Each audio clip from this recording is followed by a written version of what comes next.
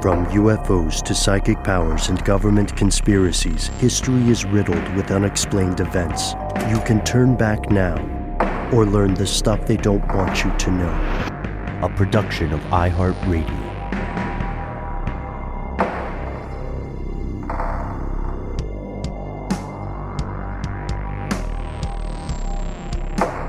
Hello, welcome back to the show. My name is Matt. Our colleague Noel can't be with us today, but he will be returning shortly. They call me Ben. We are joined, as always, with our super producer, Paul, Mission Control Deck, and most importantly, you are here, and that makes this the stuff they don't want you to know. Today, we're going back to the roots of conspiracy stuff, of stuff they don't want you to know. When Matt and I started this show quite some time ago, if time is not a construct, we loved examining cover-ups. We loved examining conspiracy theories. We also loved examining the paranormal. One of the very first conversations, Matt, that you and I had a while back when we first met was indeed about stuff like the Twilight Zone and X-Files, which still weirds me out because it was like my first day or week on the job, and I probably should have been asking work questions. No, I think that was right on the money. Solidified something, right? So we both went, yeah, and got the popcorn, like, just tell me more about how much you're into this, because I'm in it too. We love paranormal stuff. I think that, I don't know, the folklore to it is always the most fascinating. I think when we dive deep into these topics like we're going to get into today, what are the roots of these stories that get spread and continue spreading and everybody tells their kids? Mm-hmm. And why do some stay at the status of local legends or family tales? And why do others spread across the world, across generations, across civilizations, from the ancient times to the modern day? It's a weird question, and it's something that we're going to attempt to answer in today's episode. I don't know. I was thinking of the best way to get into this. Have you ever picked up a hitchhiker, or have you ever hitchhiked? Not once. Neither. Not once, not never, huh? Okay. Well, your mileage may vary, folks. Oh, that's a terrible, terrible pun. But everybody, I think, has at some point maybe seen a mysterious, bizarre, extraordinary person. Right? You might not have talked to them, but they may be imprinted on your memory today. Like, Matt, I will always remember, just for one example, I was reading Borges on public transit, right? And stopping in a train station. And I turned to look. There was another train across the platform going in a different direction. I turned to look, and there was this lady staring at me. And I was by the window. I was holding this book, and she held up the exact same, not just the same book, but the exact same trade paperback version of Labyrinths by Borges. And then we just stared at each other, and the train took off in those opposite directions. Whoa. I imagine we will never meet again. But Ben, I'm pretty sure that's a movie, Ben. You're just remembering a movie you saw one time. I'm just joking. That's like a movie moment, you know? It was, yeah, and if we had talked, it might have ruined it. But, fellow Borges fan, great taste in books, I guess. And that was not a supernatural nor extraordinary circumstance necessarily, right? That's just a very bizarre coincidence. But if you ask a lot of people, especially here in the West, about a strange or disturbing person they may have seen, then they may have told you a story about a ghostly entity that's said to roam across the north and south of America, Mexico, and the southwestern U.S. and Central America in particular, an entity known as La Llorona, or the Weeping Woman, or the Wailing Woman. Now, have you heard this story before, Matt? Have you heard this legend? Yes, most definitely. Going back to those old conversations we had. And it's a story that sticks with you when you hear it as maybe an outsider from those areas that we just mentioned, where this story is very common. it hits hard because depending on which version you're told, it is creepy. It is really one of those things because there's sound associated with the tale, right? There's almost always a sound. There's almost always a lurking figure, and then often a chasing figure, right? Which really just amps up the fear and danger.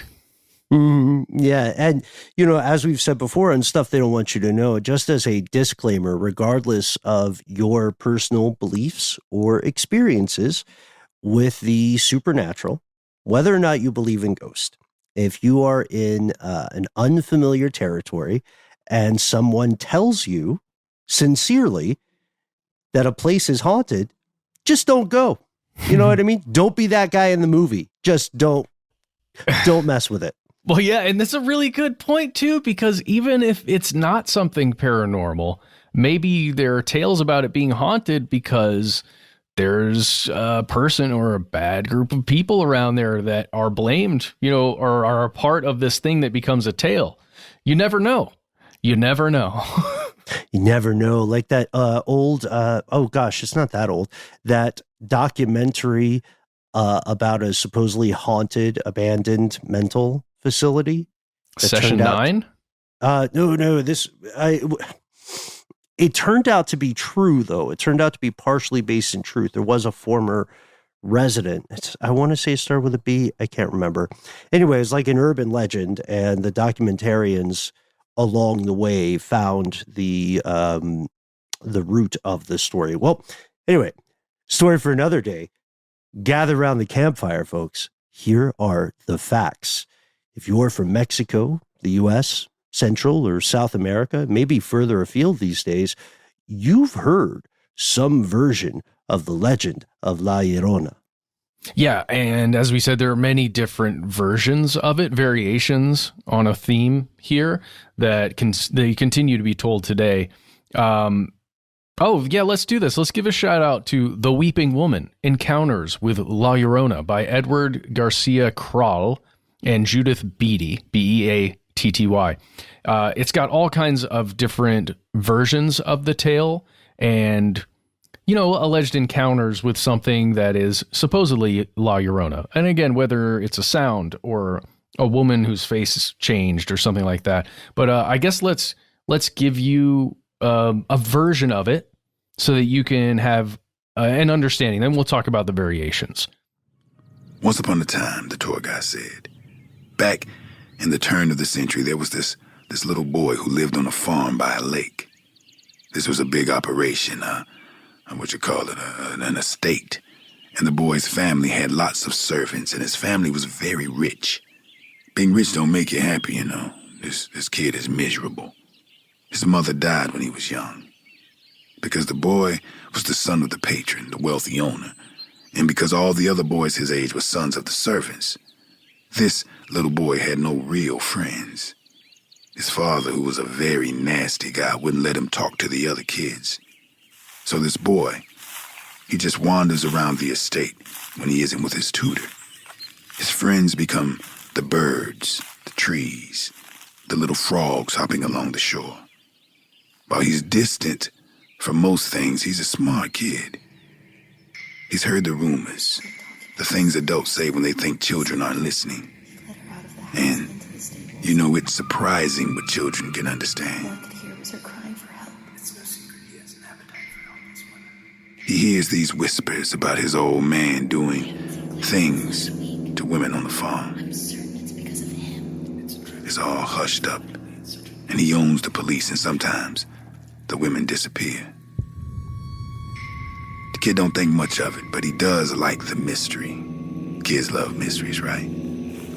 So the tour guide says one night, the little boy wanders out along the lake, and he sees this lady along the shore. At first he thinks she's kind of walking or maybe dancing kind of. He sneaks up as close as he dares, hiding in the bushes until he sees her feet aren't touching the ground. He can even, he thinks, sort of see through her if he squints hard enough. And as he watches, she opens her mouth. and she screams. All right. And that is featuring the talents of voice actor Jay Jones. This comes to us from 12 Ghost, which is a fiction anthology that came out in December that Matt UEP'd along with Aaron Mahnke. And we can tell you conclusively, this version of the tale is not true because it is from a work of fiction. Also, shout out to Chris Childs, sound designer on that. Yes, but it is based on the tale of La Llorona, right? Mm-hmm. It is. And this has a lot of those commonalities. Do check out 12 Ghosts if you get a chance, if you like spooky fiction.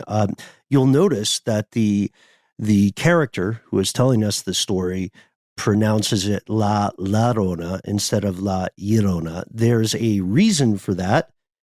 And what is that reason? Well, you have to listen to find out. Call that a tease in the business, right?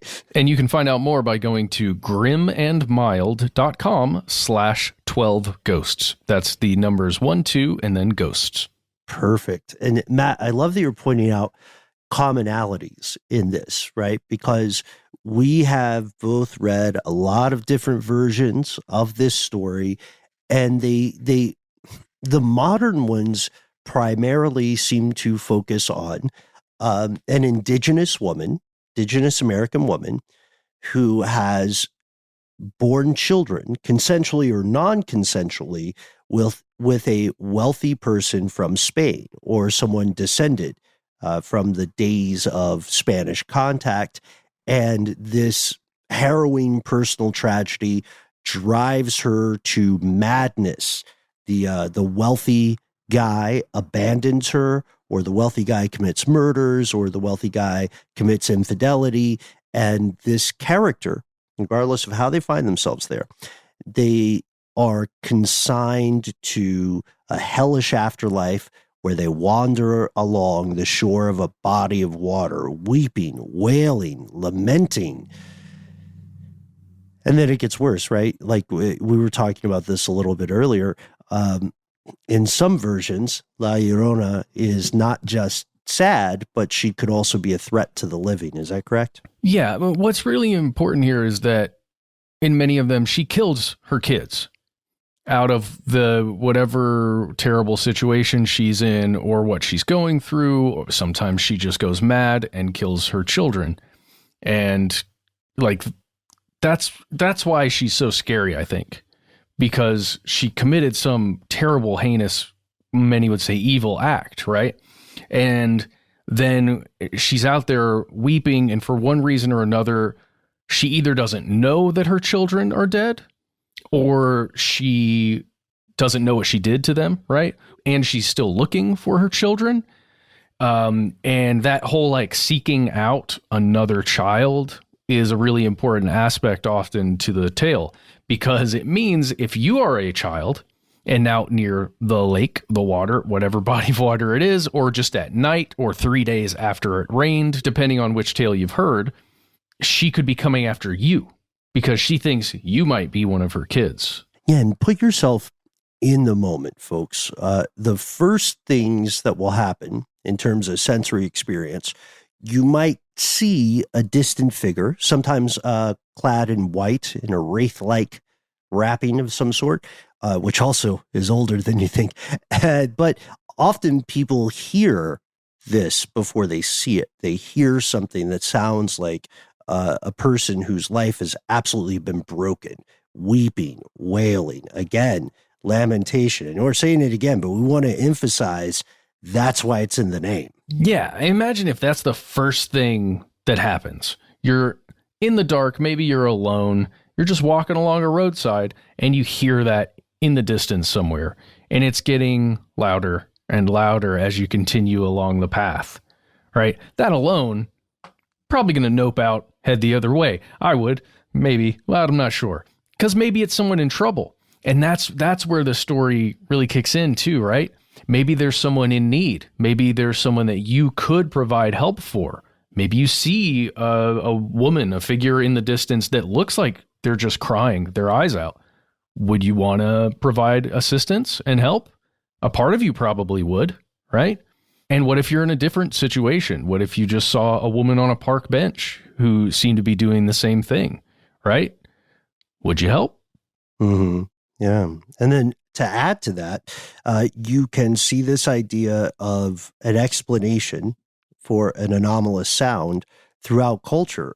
Matt, earlier, you did some great stuff on the Indonesian cryptid, the ahul, which is primarily identified by or known by its sound.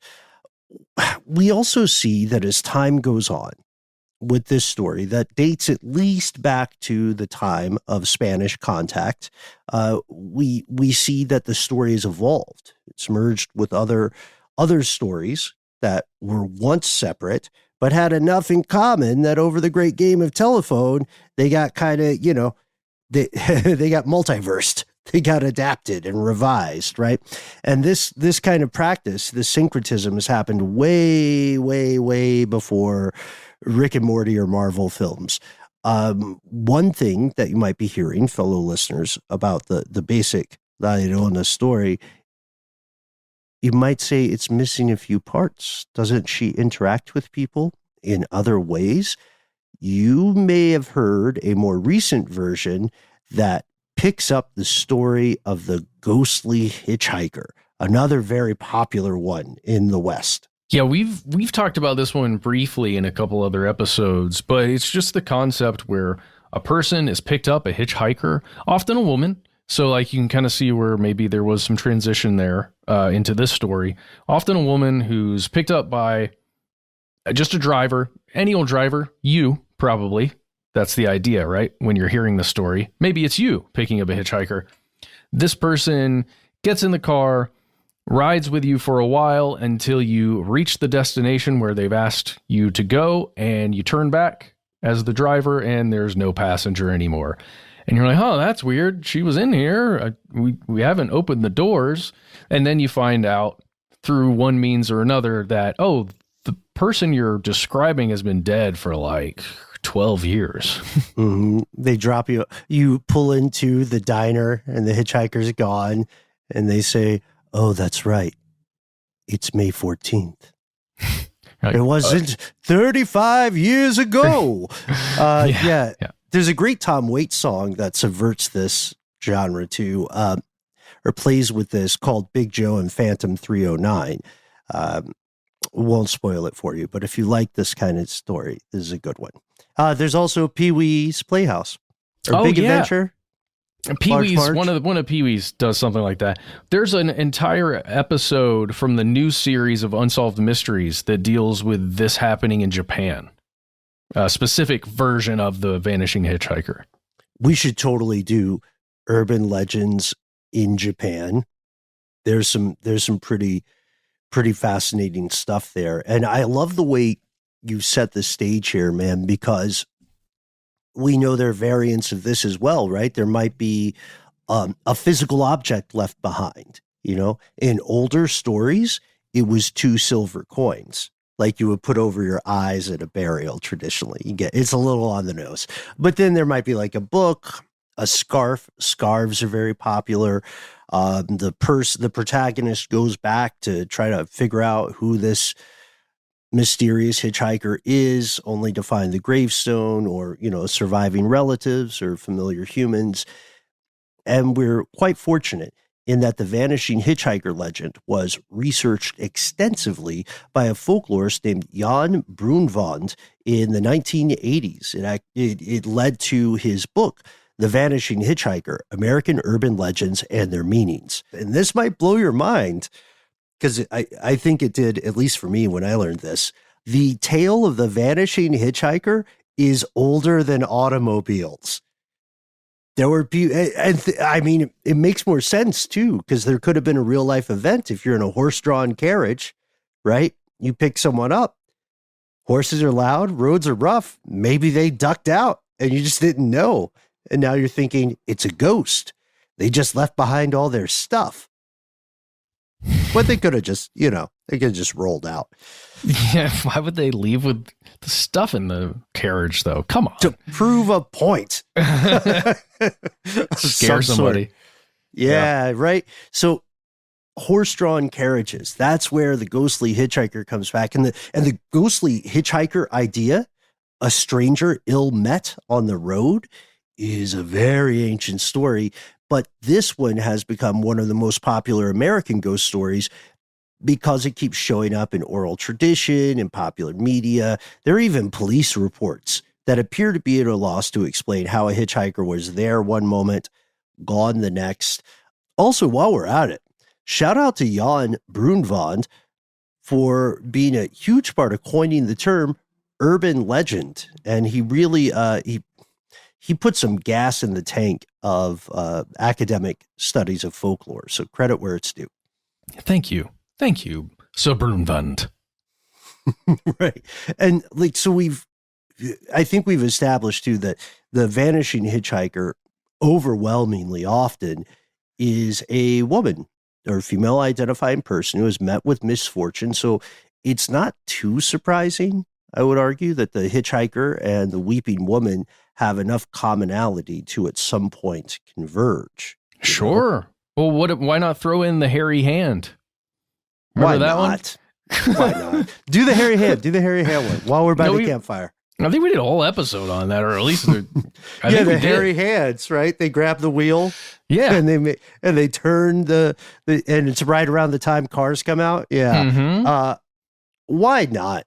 We'd love to hear all of your favorite urban legends. That's why you'll hear versions of the hitchhiker story that talk about picking up a lady by a bridge near the water, things like that. Or she asks you to drop her off near the water or something like that. These things don't occur in a vacuum, but this is a bit of a walk around the block to lead us to the question, where does La Llorona come from? I don't know. Did it surprise you that the hitchhiker legend is literally older than the car? Because I'll be honest. Sure. I mean, yeah, it surprised me quite a bit. I think because we so closely associate it with driving a vehicle. And most of us have only ever driven an automobile and not a carriage, right? So it makes sense that for us, it's like, oh, sure, if there's a hitchhiker, there's a car involved. But no, maybe it's a hitchhiker on the back of your horse, pal.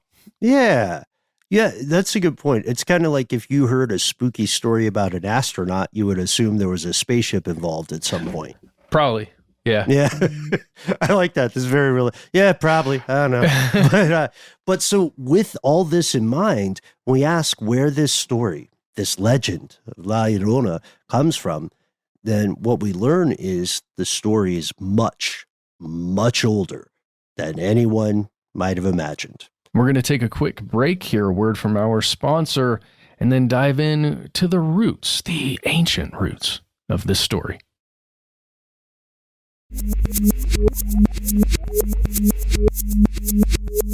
Here's where it gets crazy. All right, first off, you're going to hear a lot of versions of this that say, their cast of characters is children who are led to misfortune, right? Whether by accident or by design, an indigenous woman, a Spaniard dude. Yes, but it goes back much older than that. And the roots that exist here and the commonalities with ancient characters, we're talking quite old characters, are pretty dang compelling. Specifically, Aztec gods, Ben. That really fascinated me as we got into this. Figures that existed in Aztec mythology that La Llorona seems to mirror or at least be reverberations of. Yeah, Mesoamerica is deep. We have to remember this civilization existed thousands of years before Europeans were traveling there. This story is so old, in fact, that no one is sure when the first version happened. No one really knows. We can confirm written mentions, though, and that just accelerates our Kaiser Sose aspect of this, because, like you were saying, the earliest confirmed La Llorona story, we know it dates back to a written format in the 1500s. There are a couple of contenders. One is in 1550 in Mexico City, but it has the air of a cover song. Dare I say, it sounds like it's referencing some other well-known work. And the written version, this happens all the time with these stories. The written version is going to most likely be an adaptation or a retelling of a narrative that already existed. And so even in the modern day, folklorists and anthropologists all across the Americas and across the world are trying to figure out the pre-Columbian roots of this tale. And this gets to what you were talking about, Matt, ancient gods, things that existed and were established parts of belief systems way before the Spanish arrived. Yeah. Oh, yeah. And when we're talking Aztec gods of fertility, or goddesses, I think, of fertility and motherhood, goddesses of the earth. Really, really interesting stuff. I guess we can talk about Cihuacuatl. That's one of the biggest goddesses that appears to have similarities when you're describing La Llorona as a character.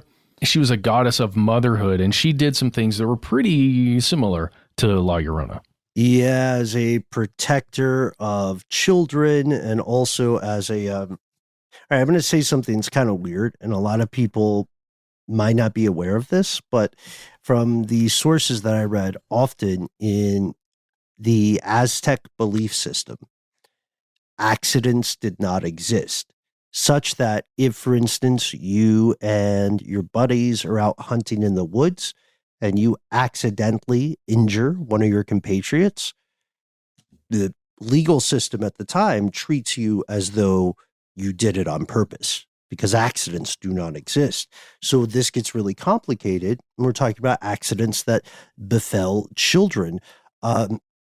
Cihuacuatl is like, it translates to like snake woman, which is pretty common when you talk about fertility gods or deities. Yeah, she has some really interesting stuff going on with her.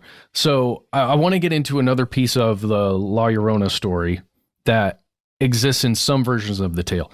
In some versions, she's killed her children. She doesn't know they're dead, but the bones of her children are somehow like fused into her back, right? Like, which is creepy, really creepy, messed up. They're literally physically haunting her while she is haunting this area, right?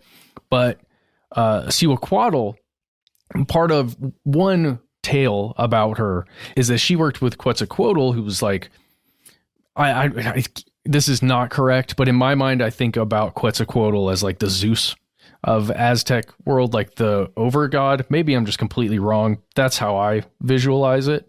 But she worked with Quetzalcoatl to create humanity as it exists in this realm, this epic, this version of humanity that we all experience in those tales. She did that by grinding up the bones of previous versions of humanity and mixing it with Quetzalcoatl's blood. And I thought that bone connection was really interesting there as like a tipping off point, somehow grinding the bones to make the human. Very, very strange. Oh, and this is the other thing. She apparently abandoned a child at a crossroads. Yeah, according to the lore. And there's and additionally, the ruler of the Cihuacuatl, which is the deified spirits of women who passed away during childbirth.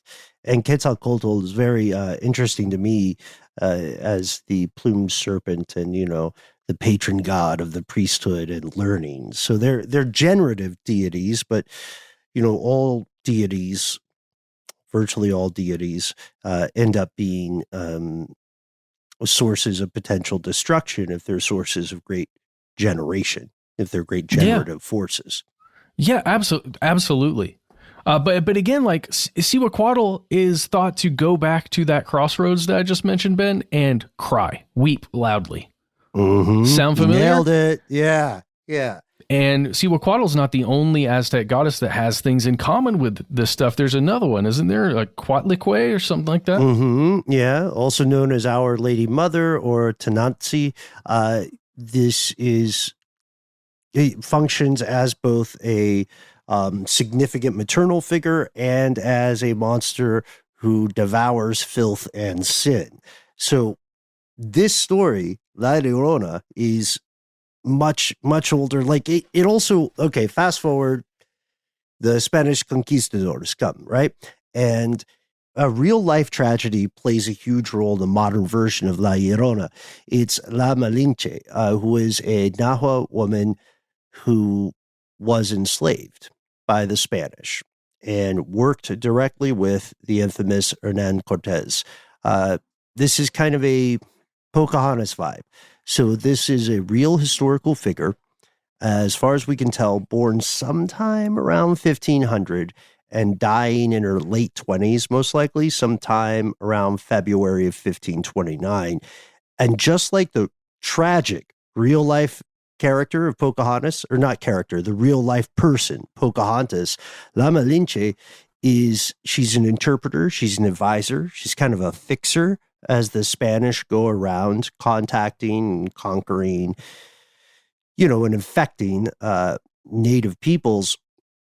She was one of 20 people given to the Spaniards in 1519 by natives of Tabasco, and Cortez had a sexual relationship with her. She gave birth to his son, who is considered, I guess, symbolically one of the first mestizos. His name's Martin, I believe. And mestizo would be a term for people of mixed indigenous American and European ancestry. If you look at art over the centuries, then you'll see that this woman's reputation in the public sphere shifts back and forth over time.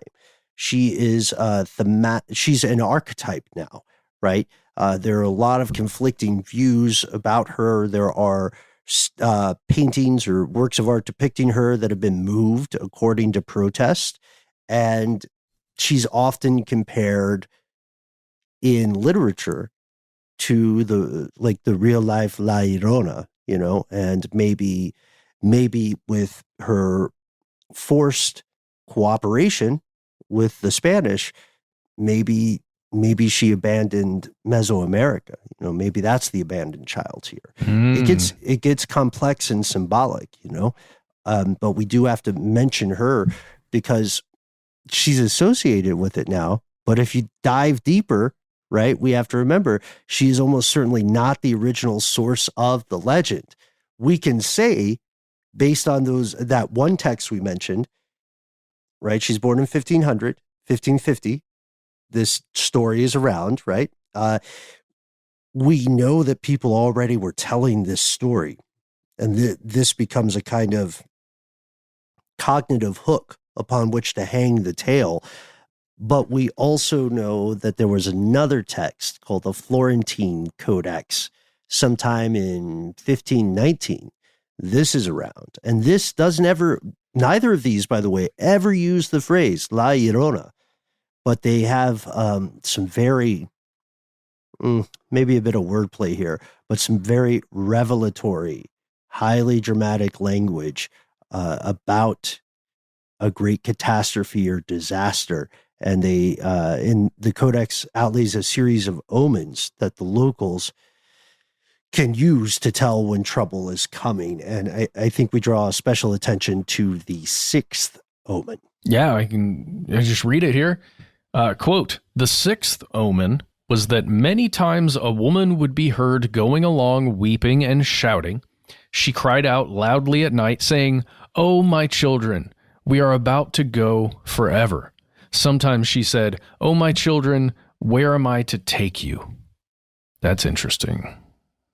Where am I to take you? I guess if you're a soul seeking you're passed over, but you're still here as some kind of spirit and you're looking for your children, how do you take your children anywhere? Ooh, there's a connection there. Oh, man, Ben, I don't want to take us back to the Aztec times, but I think it's worth it really quickly.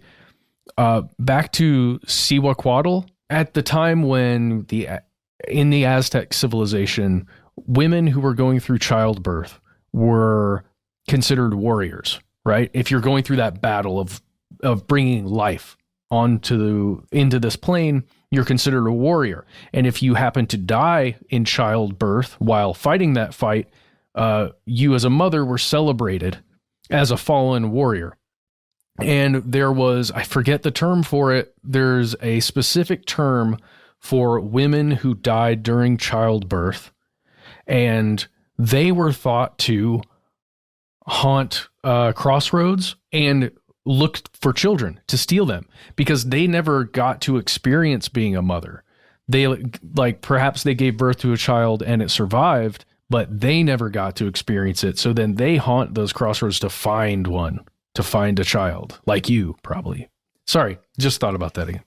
It's perfect. Yeah. And also the Florentine Codex describes the appearance of this figure of Xihuatl as dressed in white with her hair as if she had horns crossed above her forehead. The original passage says that she was covered in chalk and would appear at night, dressed in white, walking and crying. I mean, how many coincidences does one need? Okay, so there are these ancient myths. They've transformed over time, and we see this all the world around throughout human civilization. Not infrequently, these become the basis of modern folktales as well as modern religions. The character of the weeping woman of La Llorona has evolved through multiple iterations over the centuries, and just for anyone who likes rabbit holes, you can find other examples of this. You can look at the tale of King Arthur. King Arthur is not just a real dude. King Arthur is a mixtape of several real dudes. And their greatest hits are all collected into this thing. And now that thing is King Camelot. Arthur. Mm-hmm. Sorry. And we're going to go to Renaissance Festival so Matt and I can experience it firsthand. Right? My son, are we going? My son just went to medieval times for the first time. What? Yeah, dude. Did he like it? Yeah. He loved it, man. His knight so cool. Won. What up? What? The odds are kind of against you there. Good job, bro. It's because he was the best cheerer. Oh yeah. I haven't been there in years, man. I every so often I get that wild Dave and Buster's hair, and I'm like, let's go. What will it be like when I now do have $25 or $30 to spend on that mug? Shoot. You know what I mean? Roll into Dave and Buster's with $100 bill and be like, I'm the king of this place. For 15 minutes. Because it adds up. Exactly. Yeah, we're going to speed run DMB after this. So another, not to ruffle feathers, folks, but another great example of how this oral communication works and how it evolves into the written word.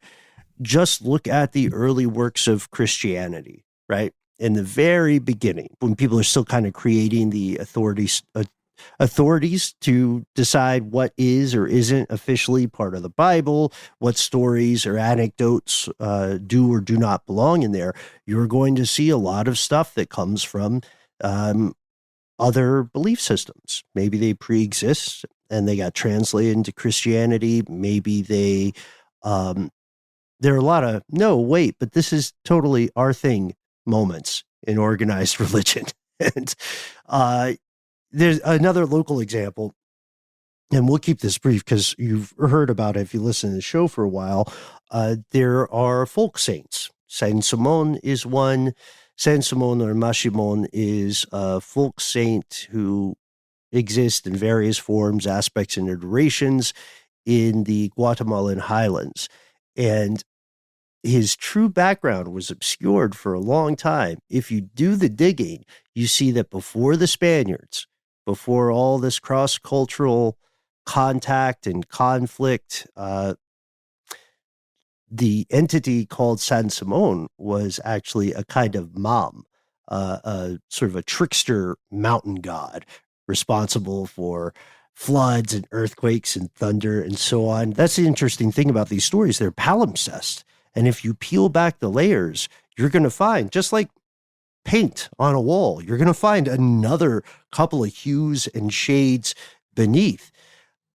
But now we have to ask why this story stuck around so long. People are experiencing thousands of terrible, terrible things all the time. That's part of being a human being. So what is the difference here? Why do we still have this story? Why do people still believe they have seen La Llorona or some iteration in the modern day? Oddly enough, we don't always get to say this. Matt, I think we have some answers. Oh boy, do we, and we're going to tell you all about it after another quick word from our sponsor.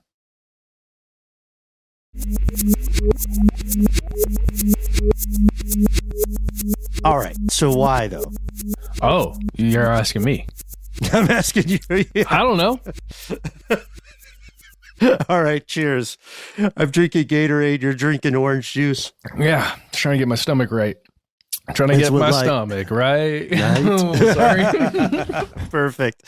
So to answer this question, really, we have to look at some of the basic mechanics of storytelling as technology. So we're not just saying, hey, here are some campfire stories that people like. Here's how you scare kids. We're asking why. We're asking why this happens. You know? Yeah, I love that. Hey, come here. Let me tell you how to scare kids. Right. Yeah. Oh boy.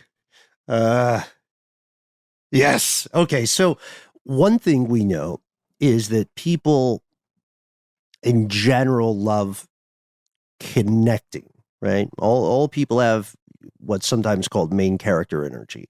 That's not necessarily a bad thing. It means that human beings will tend to share stories that in one way or another remind them of themselves and their environment. So life, for most of human history, sucked. It was just not great. We're not saying it's perfect now by any means, but think about this. Pregnancy and childbirth were some of the most dangerous parts of every single person's life. Infant mortality rates are nuts, right? And if you're a woman and you're pregnant, or you're a woman, you're giving birth, then this is statistically, this is a point in your life where you are more likely to die than at almost any other point before your birth, when you survived that one. So we know that people hearing these ancient stories would tragically be familiar with miscarriages. They would be familiar with infant mortality. These things existed at a much higher rate than they do in many parts of the modern world. I do think we should point out that when you read statistics about life expectancy in the ancient world, we all need to remember those are incredibly misleading. People did make it to old age back then. They certainly did. The problem was you were far more likely to die early, especially when you were a vulnerable little human being. Infant mortality, constant threat. Malnutrition, disease, infection, plagues. As weird as it might sound, in a world where most people live in urban environments now, a big enough animal just snatches your kid from the woods, you know? A jaguar in the forest, it could be a crocodile on the shore of the Nile. Just depends on where you live, because the animals are out there, and there were many, many more wild animals than there are today, and many, many more than there will be next year. But next week, parties next week. It really makes you understand, with all of that, going on in your life and everybody's life around you at that time, if you lived then, that the heartbreak that's at the heart of this story of a mother losing a child, or a mother passing before she gets to meet her child, that would be pretty normalized. It would be a universal thing that everyone would have an understanding of. Yeah. Unfortunately, if you have not personally experienced it, you probably knew someone who had, right? And this is this is a situation no one ever wants to be in. So that's the first part, the commonality. The second part in stories as technology is this: function. Stories like La Llorona stick around because they have a real world function. Not for nothing does every single culture throughout human history have some form of boogeyman that roams the wilderness and the dangerous places at night, looking for kids who are trying to be all Dennis the Menace and not thinking about what their parents tell them to avoid. These stories help adults impress safe behavior upon their children. It's all about behavior modification. That's why these stories are around. Of course, people back then were the same as people now, for good or for ill. You might travel back centuries and talk to someone who you might watch them tell their kid, stay away, because this deity might come snatch you, right? If you don't behave and listen to me. And then the kid may say, okay, and they go to bed and you're talking to this person. Let's assume it's not weird to them that you've traveled through time. And you say, hey, do you believe in this story? And they might say, no, man, of course not. What am I, 12? I don't believe in this. But if I can scare my kids away from the dangers of drowning, or I can ensure they don't walk into the woods and get snatched by something, then this is valuable. So I will propagate this story, which I don't think makes them bad people at all. No, I don't think so. Again, all you ever have to do if you're faced with that and feeling worried about some story you teach your children, just say Santa, elf, and he's got a shelf. That's come on. Mm-hmm. We passed the line a long time ago, right? And it's weird how quickly the elf on the shelf came around to normalize surveillance and erode the idea of privacy. That guy. Anyway, you can play along at home if you like, folks, regardless of where you live in the world, or regardless of where you come from or where you're going. Odds are you can think of any number of spooky stories that you were told in your given society as a kid, and you can identify those two factors again: commonality, common fears, desires, motivations, and then real world functions, warning against an activity, or like in your excellent case of Santa Claus there, man, prescribing a series of incentives toward desirable behavior, right? You better let this guy break into your house, and you better be good the whole year before. The only crime you can aid in the entire year is helping this guy break into your house. And make it nice for him. Give him some snacks. Yeah. And if you're bad and you do bad things, you're not getting And that's another question. I can't be the only one asking this. Wasn't coal way more important? Why was coal the bad gift? You know what I mean? Yeah. Like that's if you're bad, Santa's going to pay our light bill. Like, that's I think funny. they're better threats. Look, nobody asked us to help make this story. If it was the 1600s and you were getting firewood for Christmas, it would have been like straight up cash money. Because it's a time saver. Yeah. And okay. Well, it was a currency. Firewood was really a currency. Yeah. And when the end times come, please join us at Matt and Ben's Firewood Emporium. Unlike First Republic Bank, we will honor your deposits and withdrawals of firewood. So unless those JP Morgan firewood guys get us. All right. Anyhow, so we're not saying that these parents and these cultures are lying to their children for fun. As a matter of fact, many of us listening today may wholeheartedly believe in the La Llorona phenomenon, or may have believed that we experienced it firsthand. The thing is, the belief is not the primary issue. It's not why this story is still around. The manipulation of behavior is the prime mover here. And now we get to the big question. I'm not sure how to address it. This is all speculation, but Matt, okay, we know we cannot pinpoint the origin of this story. We know that it endures because it has commonality and real world function. Is it possible that this story has, like at some point, a grain of truth, a basis in truth? I don't know. I'm on the fence, but I think yes, honestly. Yeah, I think so. I think loss. I think this story is about loss. This story is about not wanting to lose a child. I think that's exactly what it is. And you outlined it there. We're talking about these things. We're talking about Santa. We're talking about all of that. As a parent, once you successfully have a child and have them in the world, the worst thing that could ever happen is for that child to be gone, right? Specifically through death, So as you said, these stories go back to a time when it was so easy to lose a child. You would tell them anything to protect them from the things are out there. And I think it's a lot easier to make a child afraid of a ghost or a monster or a demon than it is to make them afraid of a leopard or a wild boar or water. Or water. Yeah. Oh, yeah. Because kids love water, but they don't understand currents yet. They don't understand a lot of the dangers of what water is. So you tell them stories about how dangerous that monster is that's in that water. Now, I think that explains it, at least for me. I see you, man. I also think statistically, unfortunately, there is probably a basis in fact. I mean, imagine it like this.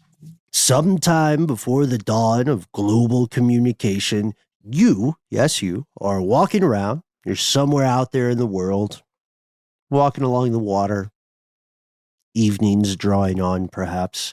And in the distance, maybe across the lake, the pond, what have you, the holler, you see a woman, and she is beside herself with grief.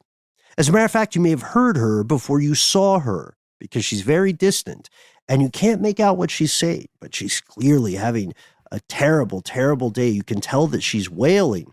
You can't get to her. You're on your way. She's very far away. And then maybe later you tell somebody else about it in your community. You're wondering if they saw it, and maybe they did. Maybe they explain it to you and you forget about it.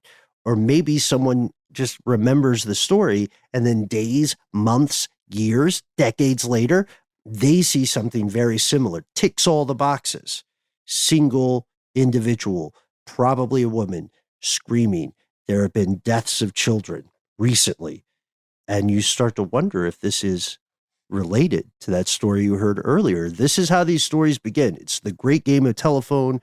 It continues, embellishments emerge, revisions, adaptations to make the narrative more directly reflect the current circumstances and fears of the age of which it's told.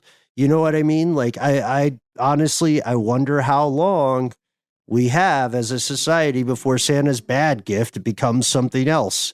You know what I mean? Like how many, I don't know. A hand grenade, and when you pull the bow, it pulls the pin. Oh, wow. Okay. Sociopath clause. All right. Yeah. It's not good. I'm just saying, like, because we know the prevalence, because we know that these horrific accidents did occur, right, and continue to occur today. Like, how many people drown in our local spot, Lake Lanier, every year, right? It's at least a few. Yeah. Yeah. I feel like someone in antiquity saw this happen, and this became part of the story that is told today. And with that, here's where we pass the torch to you, folks. We want to hear your take on other similar tales. What are some paranormal stories from your neck of the global woods? What do they tell you, and hopefully us, about the societies in which they exist? We cannot wait to hear from you. We hope. Also, let us know if you enjoy paranormal episodes. We love doing them. Tell us your La Llorona encounters. Maybe you've had one. Yes, perfect. Please do. And please point out anything you had that didn't seem to fit the official narrative. We just want to hear your stories. And if we get enough, maybe we can just make a show. All with retellings of those stories, because we do have great fun with it. We're grateful that you're here. And while we're asking you for stuff, we'd love to hang out with you online. Facebook, Instagram, Twitter, all the hits, conspiracy stuff show, or some derivative of that. Just start Googling those things and, tell us where we end up. Yeah, it is hard to find us sometimes on TikTok and Instagram. So make sure you plug in conspiracy stuff show in those two. But Matt, what if someone listened to our episodes on social media and knows it's not worth it to play the dopamine casino? Well, you're on the right track. The next step is to call 1-833-STDWYTK. It's a voicemail system. You've got 3 minutes to say whatever you want. After that, it cuts you off. So you got to stay in that 3 minutes, make up a cool name for yourself, and let us know if we can use your voice and message on the air. If you've got more to say that can fit in that 3 minutes, why not instead send us a good old-fashioned email? We are conspiracy@iHeartRadio.com.